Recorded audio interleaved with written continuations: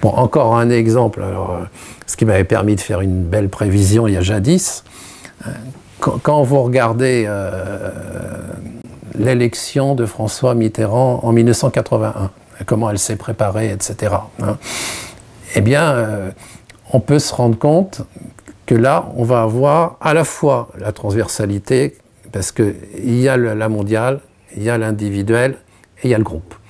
La mondiale, la Première République et la Cinquième République sont sur un trio. Jupiter, Saturne, Neptune. Jupiter, Neptune opposé Saturne. Le thème de François Mitterrand, vous avez ce même trio. Saturne, Neptune, carré Jupiter.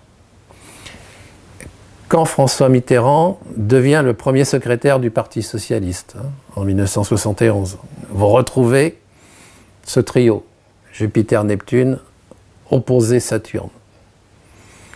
Et il se trouve qu'en 1980, j'étais à un congrès à Zurich, et puis je discute avec Jean-Pierre Nicolas, et il me dit « Ah, t'as vu, bientôt, il va y avoir Jupiter-Saturne carré Neptune ».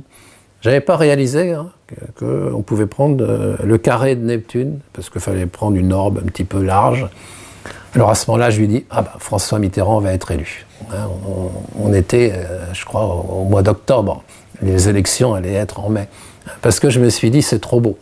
Il y a tellement de superpositions entre Première République, Cinquième République, thème de François Mitterrand, Parti socialiste, et le ciel du moment de l'élection. Alors à ce moment-là, personne n'y croyait à François Mitterrand. Tout le monde voyait Jacques Chirac comme président. Et bon, ça m'était sorti. C'est souvent comme ça, moi. Les choses tout d'un coup me sortent sans que j'ai le temps de réfléchir. Et effectivement, j'avais déjà 7 ans plus tard trouvé une justification pour Giscard d'Estaing. Là, c'était vraiment le trio, vous voyez, qui m'a permis comme ça de comprendre pourquoi tout ce qu'avait fait François Mitterrand depuis longtemps, il était déjà ministre sous la 4e République, il s'était opposé à De Gaulle en 1965, donc c'était pas son premier coup d'essai. Mais pourquoi c'est à ce moment-là que c'était mûr? C'est parce qu'il y avait cette résonance à tous les niveaux. C'est pour ça que je tiens beaucoup à cette transversalité des cycles, parce qu'elle permet de réunir toutes les branches de l'astrologie. Souvent, vous avez des astrologues spécialistes d'astrologie mondiale, il n'y en a pas beaucoup, mais il y en a quelques-uns, d'autres plutôt astrologie individuelle. Bon, c'est un peu moi qui invente l'astrologie des groupes, vous voyez. Mais il faut aller au-delà de cette spécialisation. Il faut se dire que l'astrologie est une, et grâce au cycle qui explique aussi bien l'astrologie mondiale, l'astrologie individuelle et l'astrologie des groupes, grâce au cycle, on a justement une approche, une technique qui nous permet justement de vivre tous les aspects de l'astrologie.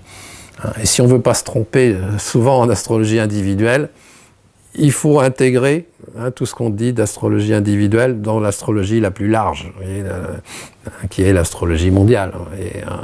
Et puis même, l'astrologie individuelle, il faut l'intégrer aussi dans ce que j'appellerais une astrologie familiale, vous voyez, ou une astrologie astropsychogénéalogique, l'astrologie de l'arbre généalogique. Voilà.